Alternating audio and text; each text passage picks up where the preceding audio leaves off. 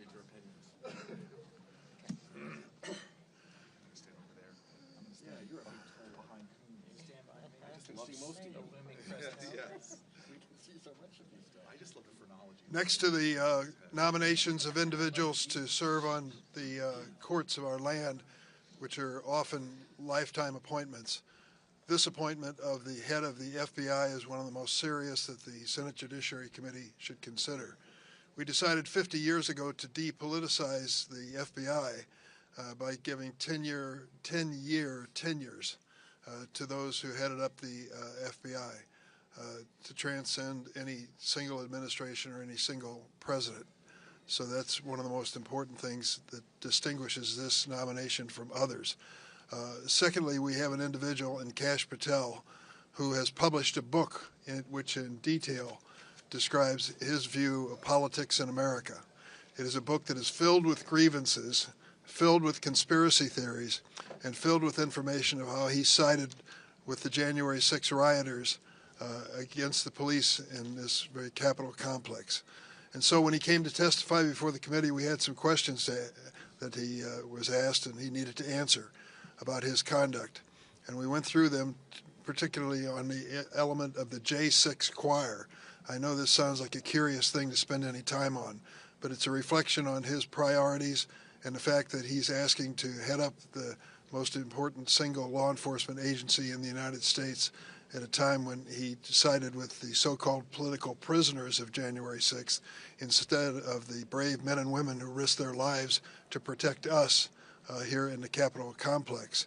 He created this musical undertaking and was proudly proclaiming it to Steve Bannon, how the hard work he went to master and digitize it and create a musical work that can be played at the Trump rallies.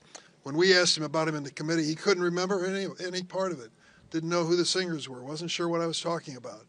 That kind of evasion betrays the fact that he sided with the prisoners when he should have sided with the police. And that, I think, is something that's going to haunt him as he pursues this position with the FBI. I then asked him about a fellow named Stu Peters. I don't know Mr. Peters, but he supposedly is a neo-Nazi, anti-Semitic person, political theorist, who has some sort of a podcast. Well, it turned out that Mr. Patel couldn't remember Stu Peters. Stu Peters, who would he be? Well, he appeared on his podcast 8 different occasions. 8 different occasions, couldn't remember him when I asked about him. You know, I have to question whether or not this man is really ready to take over this job and to guide these men and women who dedicate their lives to the safety of the United States. Something has happened since his testimony, of course, and that is the beginning of the Trump administration and their approach to the Department of Justice. Whether it's the Department of Justice or the FBI, they are now in the process of trying to rewrite history. They want January 6th to turn out to be a much different event, a whitewashed event in history, as opposed to the terrible embarrassment and disgrace that it was that day. And so they're going through the personnel of those 2 departments, Department of Justice and the FBI, and asking which individuals were involved in the January 6th case, as well as other prosecutions that might have involved the president. Sadly, we think that this is a portent of what's to come, where these people will be punished or even dismissed because of their involvement. That is an outrage, that these men and women who work for the Department of Justice being asked to be part of one of the largest criminal prosecutions in our history now would lose their jobs over it or somehow be stigmatized is just plain wrong. But it's an indication of what has happened with this Trump administration kicking off their idea of justice. I won't go through the long list of changes made yesterday by the new Attorney General, Ms. Bondi. We can address those at another time. But I want to give my colleague, all my colleagues, starting with Senator Whitehouse, an opportunity to address the issues that I've raised and their own concerns. I was glad that Senator Whitehouse raised the issue this morning about the fact that Kash Patel may turn out to be the first FBI nominee in history to have pled the Fifth Amendment to avoid criminal prosecution. But in more detail, let me recognize Sheldon. Thank you, Senator Durbin.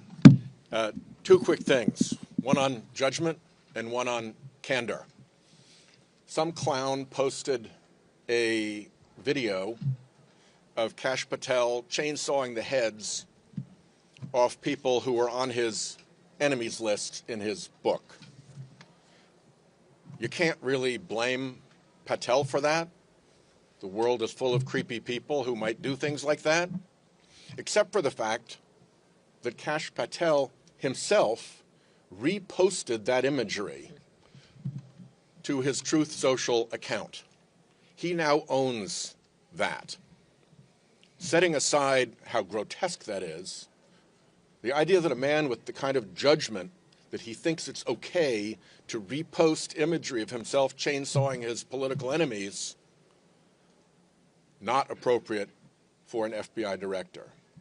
And in terms of candor, we asked him repeatedly about what he testified to in the grand jury. It is basic black-letter law that a witness can walk out of the grand jury and tell the entire world what they said, but he wouldn't tell this committee what he said. He pretended there was a seal order. There is no record or evidence of any seal order. So a second piece of candor may be that he's lying about a seal order. And last, as Chairman Durbin just mentioned, he pled the fifth. Well, everybody's got the right to plead the fifth. But pleading the fifth means you perceive a substantial and real risk of criminal prosecution. Somebody who has faced a substantial and real risk of criminal prosecution ought to have some explaining to do before they become the head of the FBI. And we've been provided none of that information, which sets, as I've pointed out, a novel precedent for this committee that somebody can testify in the grand jury, refuse to disclose it to us, take the fifth, refuse to disclose to it what that substantial and real risk was, and it's okay with the committee to not look into those things. That, to me, is the astonishing part of where we are, and I will turn now to Senator Klobuchar. Right. Thank you, Senator Whitehouse. Thank you, Senator Durbin. I come out of a background as a prosecutor, and for years, I'm still proud of that work that we did, but we worked with federal law enforcement. And that nonpartisan, independent nature of the Department of Justice, the U.S. Attorney's Office, the FBI is really key to all the work and the belief in our justice system. And I am shocked that our Republican colleagues have not signified any concern about this nominee. A nominee, in addition to the arguments made by my colleagues, a nominee who said that he should close down the FBI headquarters where they do all the terrorism and they coordinate the cyber investigations. A nominee who repeatedly said, including in his hearing, that the FBI is corrupt. I pointed out to him is that during the previous director's time period, Christopher Wray, a director appointed by Donald Trump, the applications to the FBI went up threefold.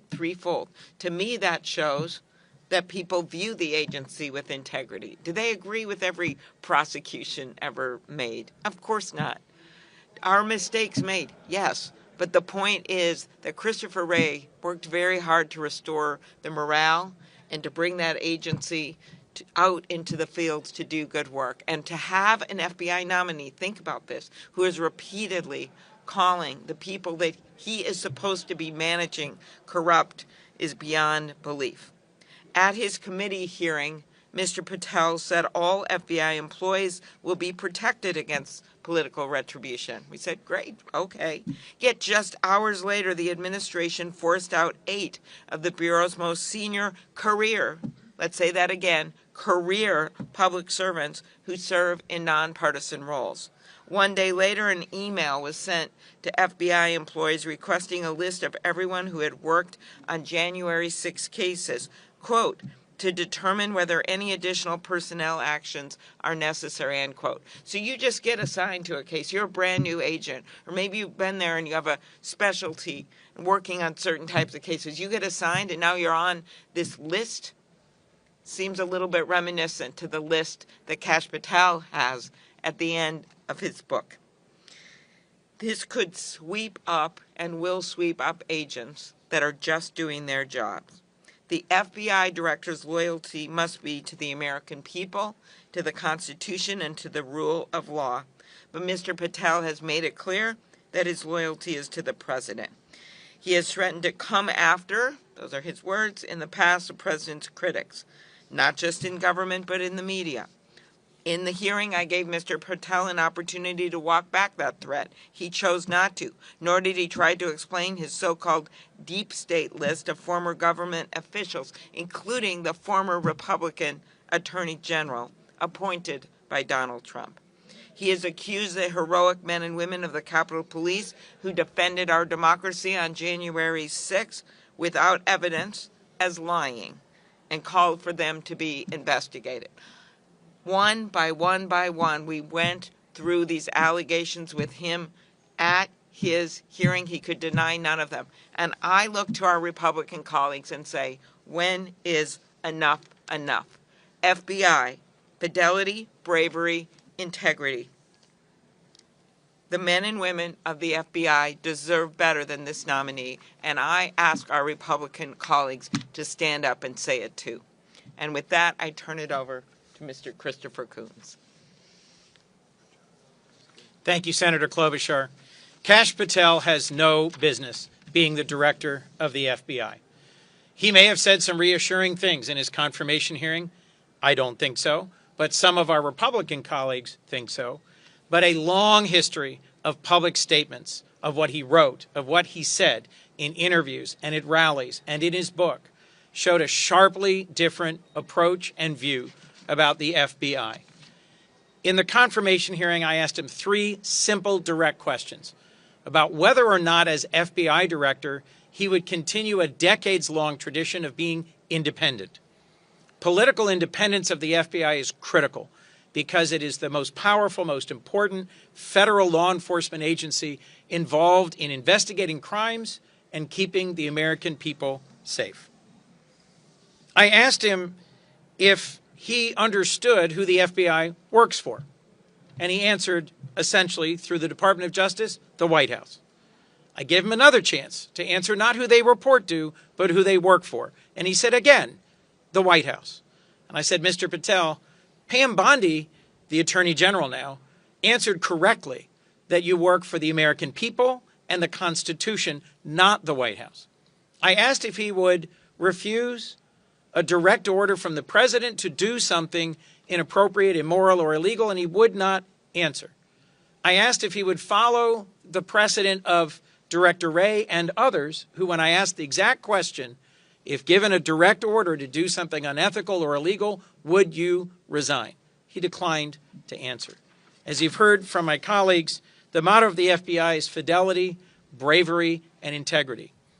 The brave men and women of the FBI, the people of law enforcement, the Capitol Police who protected us on January 6th, the men and women of law enforcement across the country who work to keep the American people safe, deserve, for a 10-year appointment, an FBI director who is a trustworthy partner, who will follow that motto and who will uphold the best traditions of the FBI. Kash Patel is not that man and does not deserve our support. Thank you. And I hand this now to Senator Mazie Hirono. Thank you. It's just awesome what's happening to both the DOJ and the FBI. You've heard us talking about how important the independence of these agencies are to the safety of our country. And if we cannot trust the people who are leading the DOJ, for example, the highest ranking law enforcement officer in our country, the FBI that has all the levers and tools to investigate and go after people who are potentially harmful to our country, if we can't rely on these people to keep us safe, then we are in very deep trouble. And as you've heard from my colleagues, there are literally thousands of potential people who are working at the DOJ who worked on potentially the January 6th investigations who could be fired. What is going on? I remember asking Chris Wray, the FBI is supposed to be caring about domestic terrorism and keeping us safe domestically. I asked him, how many people, lone wolves, for example, is the FBI keeping track of? And he said hundreds in every state. So I'd like to have an FBI director who cares about that as opposed to looking inward, which is exactly what the DOJ and FBI is doing. The kind of firing that's going on is, we should all ask, what is going on? What is going on? These are scary times. And then to find out, they talk about, oh, we're so concerned about the FBI and the DOJ having been weaponized during the Biden years. If anybody is weaponizing these two agencies, it's the people who are about to take over. And I note that the Pam Bondi, she just created a weaponizing task force. What the heck is that? Except, once again, turning inward and looking at the people, the brave people who are working in the DOJ and FBI, and looking at them saying, are you next? These are crazy times. I now turn to my colleague, Alex Padilla. Thank you, Senator Hirono. In addition to a lot of the specific concerns about Kash Patel and how he would be as an FBI director, I feel compelled to remind us of the moment that we are in right now. In the first few weeks of the second Trump administration, the chaos that has been created, we've seen efforts by the administration to unlawfully freeze federal funding, threatening payments to housing programs, Social Security, Medicare, beyond, etc. We have seen unprecedented access by the world's richest man, enabled by the richest president in history, to access the Treasury Department's databases, threatening not just payments, but putting at risk everybody in America's personal information. In times of chaos and crisis like this, the public deserves to see trusted leaders in the most important positions of our federal government. Trusted leaders who will stand up and say no to a president trying to blow through the very guardrails put in place by the Constitution. So it's in that context that makes the nomination and potential confirmation of Kash Patel even more alarming. Judgment, you've heard about that before. As we heard during the confirmation hearing, and yes, I asked about questions of his judgment in prior service. Willing to put the safety of military personnel at risk by giving false information during a hostage rescue operation. That's the kind of judgment you want at the FBI? I don't think so. Lack of preparation. When I asked him about his thoughts on what should be common sense gun safety policies and protocols, what his position was on things like universal background checks, either failed to answer, chose not to answer. Poor judgment, clear lack of preparation for the position of FBI director that oversees our background check system for a reason. When asked about his thoughts on the regulation of who in the United States of America should be able to own a machine gun, of all things. I'm not talking pistols, I'm talking machine guns here. Again, refusal to answer, lack of knowledge, lack of recognition that the FBI director oversees that very policy. Beyond concerning, beyond alarming. Let alone his lack of ability or lack of willingness to serve independently.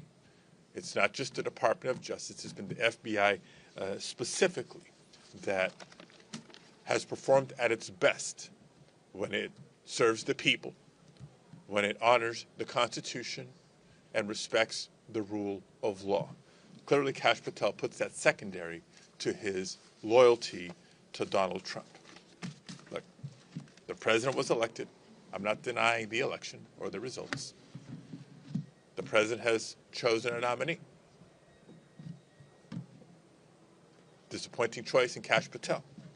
Now it's up to the Senate to either confirm this nominee or not. It's clear where Senate Democrats stand. I think my biggest question is, where are Senate Republicans going to stand at this important moment in history? Will they choose the rule of law? Will they choose the Constitution? Will they choose to stay loyal to the very oath of office they've taken and their important advice and consent role? Or will they choose loyalty to a reckless president? We will soon find out. With that, let me introduce my colleague from the state of Vermont, Senator Peter Welch. Well, I'll just sum up what I learned in the hearings with clarity. Kash Patel has a goal. It's to wreck the FBI. We are determined to do everything we can to save it. Thank you. Questions?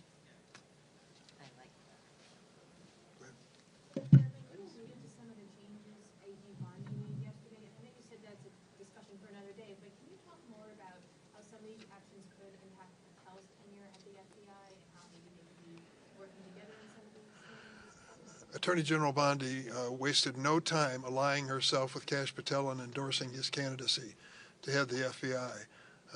Traditionally, the FBI, of course, is the major investigative agency for the Department of Justice. So I think he's going to be hand in glove with her agenda. We saw part of it in the first 24 hours. I'm afraid we're going to see more. So I would note one of the, go ahead, Mace. No. Okay, one of the orders specifically referred to the lawyers at Justice as the president's lawyers, which I suggest you look at that because that is just the antithesis of what the Department of Justice is. The president has lawyers. That's over at the White House in the counsel's office. The lawyers that work at the Justice Department, they work for the Justice Department, the administration of justice for the country. Their boss is the people. Take two more questions. Yes. It'll be before the committee next week, and then after being reported out by the committee, it's up to the Republican leadership in the Senate to schedule it on the floor. Senator, some of the questioning from Judiciary Democrats during the first hearing felt, to me and others, kind of sloppy and scattered. What was your strategy going into the hearing, and what would you hope to do differently? There is so much information involving this individual and his book and all of his statements. It isn't just one single issue or one single question. We tried to cover the major questions, and of course, during the course of a hearing, other questions emerge. So, yes, he was a wealth of information that's troublesome in light of this appointment. Thank you all very much.